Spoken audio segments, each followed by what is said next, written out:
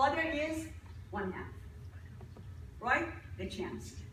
And then, if the father has it, so is a carrier, then the chance that the father would pass it to the baby would be another 1/2. So 1/4 from the father's side. The chance that little a gets to the baby. From the mother's side, you have to look and find someone who is the closest genetically related and definitely a carrier. These two are carriers, definitely. So, this guy definitely has gotten it from his father. Father is part of this family, not the mother. So, he is a carrier, definitely, certainly. And he got it from his mother. And this mother is the closest person. You should not go any further to these great-great-grandparents. You have to just stay here because we are looking for the closest person. So this individual definitely is a carrier. And then the chance that she would pass on little a to the daughter, 1/2. Then here, another 1/2. And from her to her, another 1/2. So it would be 1/8 from the mother's side. So the chance that both of them together, these two little a's, from that side, 1/4, from mom's side, 1/4, get together is the possibility from dad and mom. We multiply them. So it would be 1/4 times 1/8 would be 1/32. Got it? Do you understand my reasoning? You see, this is a probability, actually. What is the chance that this guy is little a, this baby?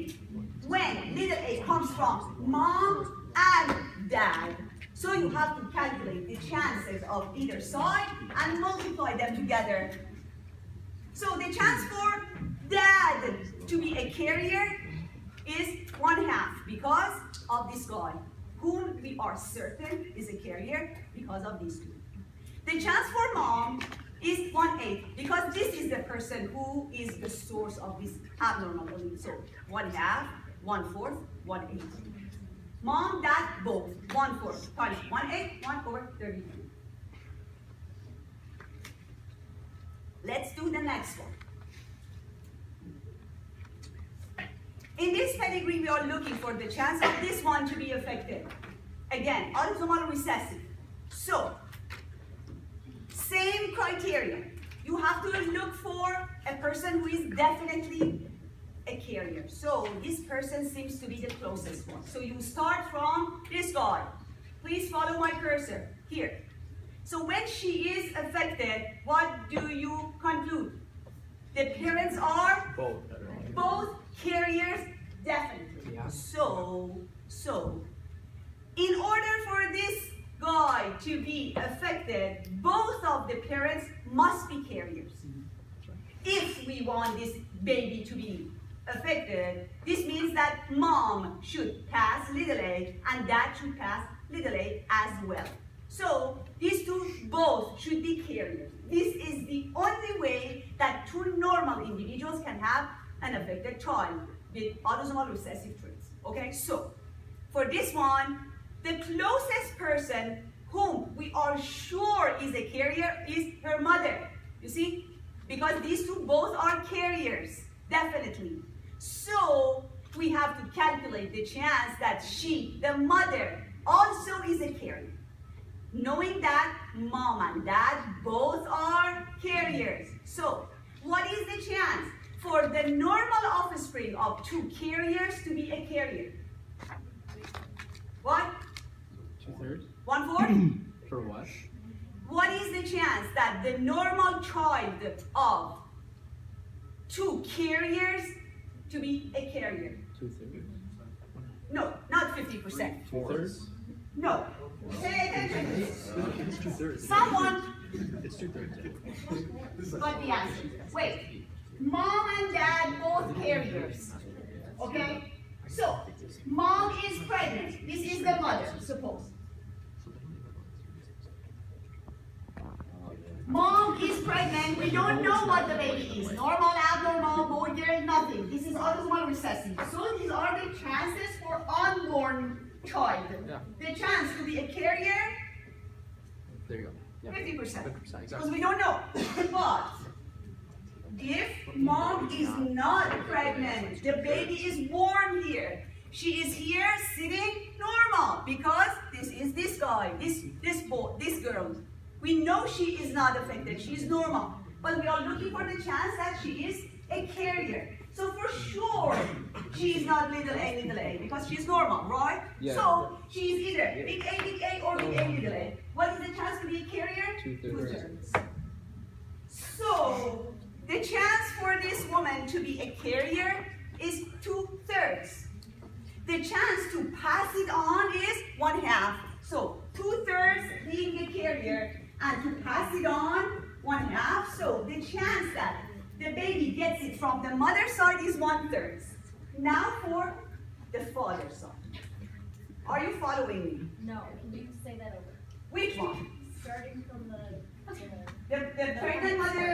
yeah, Okay, you see, all of these probabilities that we say, homozygous normal, homozygous recessive, heterozygous, is when we don't know if this baby is normal or abnormal.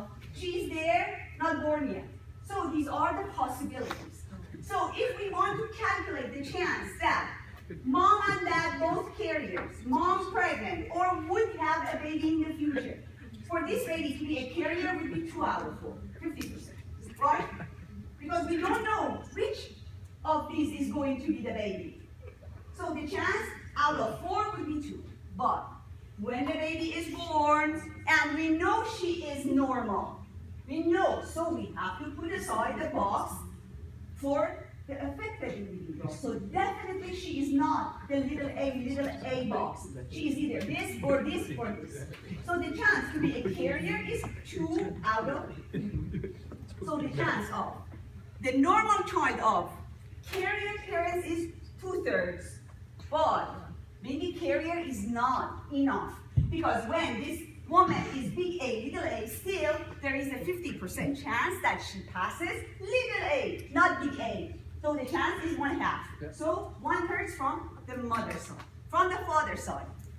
So you can say, okay, very likely, these two got it from their father and mother because they are the ones who are cousins.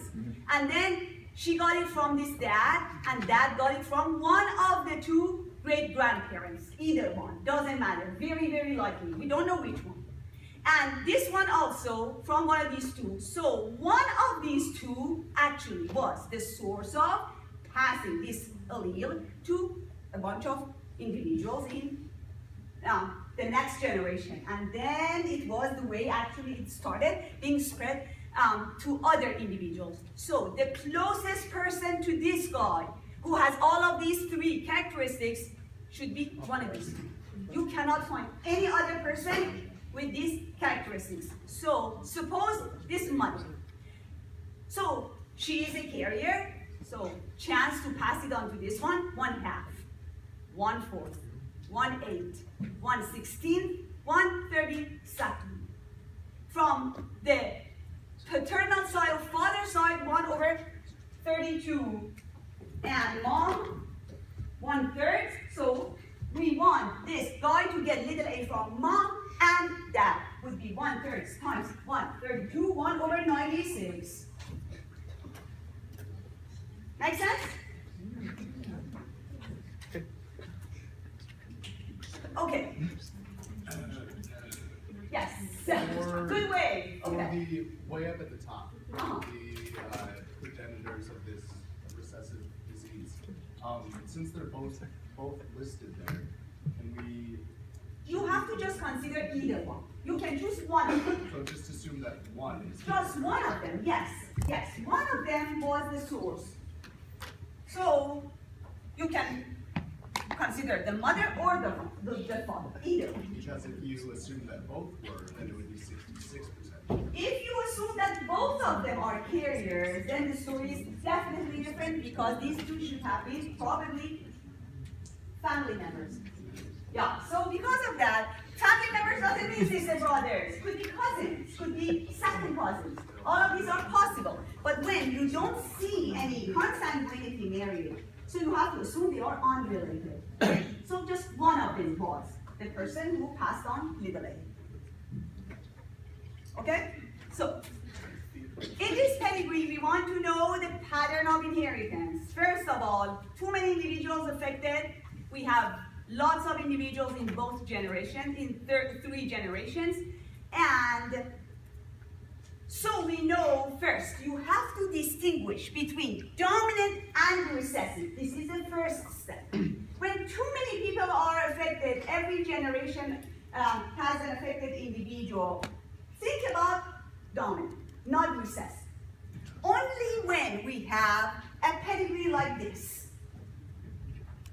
and we have lots of consanguinity marriages, then an autosomal recessive pedigree looks like a dominant because of the number of the individuals who are affected in this pedigree. Because consanguinity actually increases the number of affected individuals with rare autosomal recessive traits because of this inbreeding.